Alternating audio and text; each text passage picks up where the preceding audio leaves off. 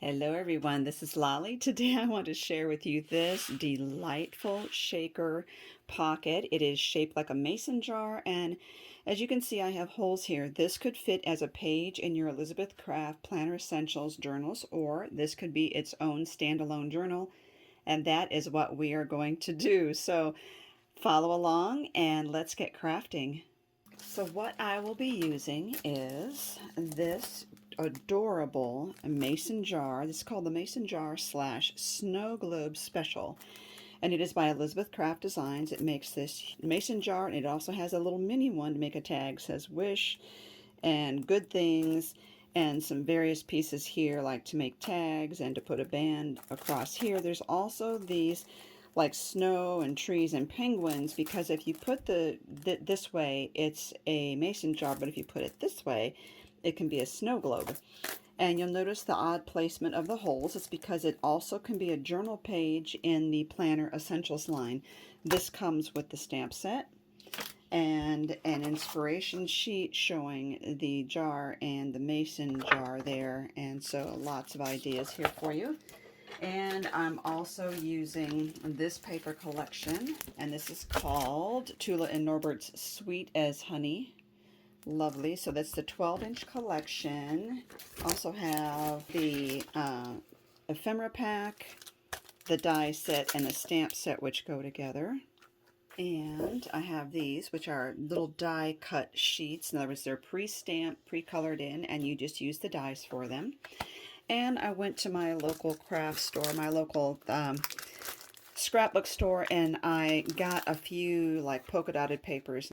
And here they are. I always go and pick out these polka dot papers from Bo Bunny, but I always match it to the colors that are in here. Otherwise, you might kind of get the wrong color. So I have 3 of those, and these are Bo Bunny Sunflower Double Dot, and this is Sugar Double Dot. So let's get started. What I'm going to do today is just make the cover, which I would like to be a shaker. So I'm going to use this and this from the Bo Bunny collection.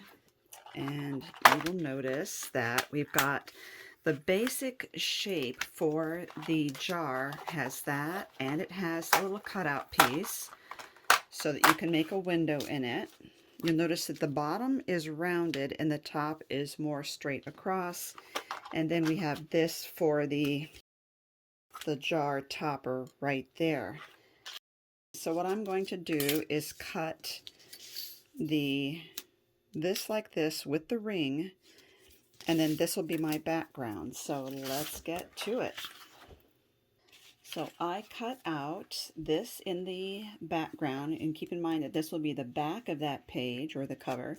That background, I cut out this by using the hole in it, and you'll notice there's stitch lines all over, so it's really cute. I cut out this in gray for the jar lid. I didn't want to use silver because I figured it would be too bright and shiny for this project. And then I used the big die and I went over acetate. Now it doesn't cut all the way out, but it does leave you a nice line so that you could trace that, and then you know where to, what size to make it. And then I got this from the ephemera pack. I thought I might want that peeking through here maybe. I don't know, I may put it on top, but I think I like the idea of it peeking out from behind right there before I put the acetate on. And I got some shaker bits, and then I do need to cut off this piece right here because this is going to go up on foam. And so if this is up on foam as well, it makes it difficult to put hole reinforcers or eyelets in there. So, but I can glue this down if I want, and then make that just to give it to good reinforcement, and then it would look like this with this up, and I think I will do that. And let me trim this acetate. Okay, so that is trimmed. Now let's get some gluing done. You could also do distressing on the edges, but I don't think I want to for this particular project. And again, I'm doing this just to give it some good reinforcement there. Now I want to get this. It says, "You're the bee's knees," and I love that expression. So I'm going to put this right in the corner here. I don't have a whole lot of room to overlap here. There we go. So now when I put the acetate on, I'm going to make sure that I also tape this section right here. And when I use acetate, I like to use a tape runner or double-sided tape instead of liquid glue, because a liquid glue will not really work well with acetate. I'm trying to get right up in the edges there.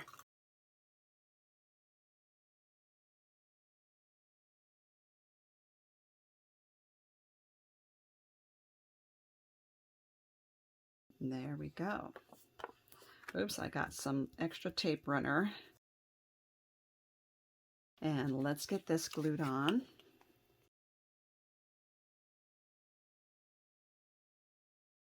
And the jar die also debosses part of the little rungs around there, so that's really great. Okay, now this will go over there, but I just need to fill some shaker bits in there. Now I'm going to go around this with double-sided tape, and I will probably put some up here too, just so the whole thing is even. And I will put some around here because I don't need my shaker bits necessarily going under this piece right there. And I'm going to use at least 2 layers of this.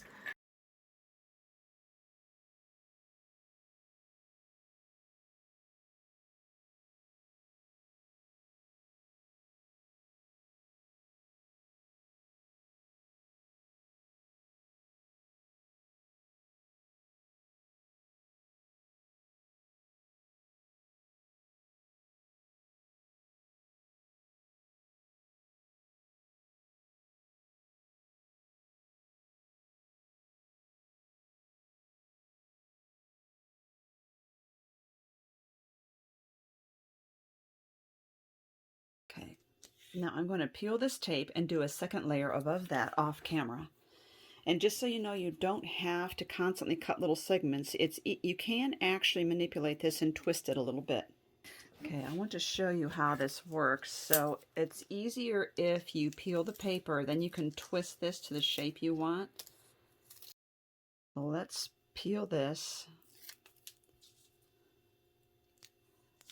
And then when you get around the corner, you just twist it around gently, slowly, and push it down in place. And that gives you what you need. But you just can't twist it with the paper on it very easily. Okay, I will finish this off camera and we will come back. I have 2 layers of that all prepared. Now I am going to put my sequins on this. First, I'm going to give it a little shot with the anti-static, and I'm just going right in the middle so that I don't go over where my tape is going to go. Now I have several sequins here. I buy a lot from Queen & Co., which these are. I get little seed beads from the craft store, and then these are probably from Cartwright. I don't know where I got that from. I think like Hobby Lobby. There's just thrift store and some more from Cartwright. So we'll just sprinkle some around and see what we think. If I use black, it shouldn't be too much, but I like this that it's a black and white combo. Just a little bit though. And I really like this bright yellow. We always want something that will enable the shaker bits to slide around in here, and that's why I use either the little diamond pieces or I use seed beads or both. I don't want it to be too overpowering, so let's just kind of make sure it's fairly even, and then we're going to come over and just put this straight down. And now you see why I put some foam behind this, because I thought it would just keep the shaker bits right where I want them to be. And look at that, perfect. And then we've got this for the back that we can embellish. And I'm going to keep these shaker bits out because you never know when you're going to need those again. And now we want to give this some decoration. All right, now I'm going to use the wide eyelets, and I want to use the black just to really give it some pop. These wide eyelets are in my shop, and I'll also give you a link on how to set eyelets.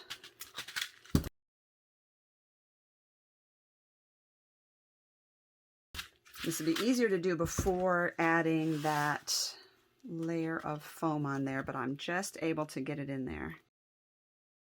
Oh, that is sweet. Love it. Okay, so now I want to put something around here for a tie, and I think this would be perfect. And this is the black and white twine. I think what I'm going to do is go around twice.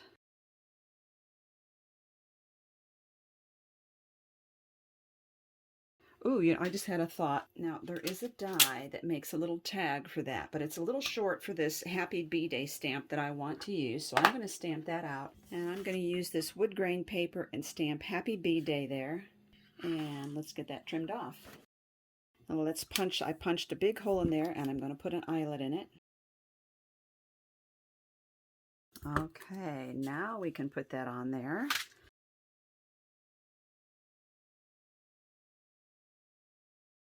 There we go. Very cute. Now, we also have some stickers for the collection. I apologize for the glare. So what I'll do is put this under there like that. That's still going to be glary. And the collection comes with a set of stickers. And let's see what we have here. I think we've got some really adorable things. Here's Happy Bee Day as well, but I've already used that.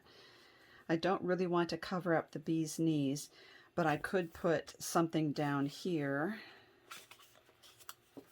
Let's do the hive. And when I cut the background, I made sure that I got that one hive in there too. I think this little heart is adorable, and we could just put that like up in the corner here. I don't want to put it around here because it will definitely get lost. And I think this sunflower is going to be a perfect addition right there. Go put it over onto the acetate a little bit. And there's a whole bee border down below. This is precious. So let's just cut off one of those and add that to the bottom of the sticker so it's not floating in space. And I think another bee up here would be great. A little bit off onto the acetate. There you go. Isn't that beautiful? Okay, let's go ahead and do the back of this, and then we will move on in another video to do the pages of this. But for now, I want to work on this. And what this could be, it would be hard to make it a journaling spot because of the flexibility and the softness of it. So we will do something decorative rather than making it a journal spot. Now I use the center of the jar die to cut this out, and I use the die with the die cut paper to cut that out. It says "Hello Nomi," and that is very cute. You know what? I just decided I need to use a tape runner. This would be a lot faster. Now we can use the glue. Oh, I really love those little dies there. Okay. So that gives us the cover of our journal. And we are going to be definitely making the back cover and other pages in our upcoming videos in this series. But I think one other thing I might want to do is to get something on the center of this sunflower there, because it just looks like it needs something. So I do have these jewels here. I think they're Pink Fresh Studio. And I'm going to put a dab of gem tack right in the center. And let's see if we can find one that looks like it's about the right size. There we go. Perfect.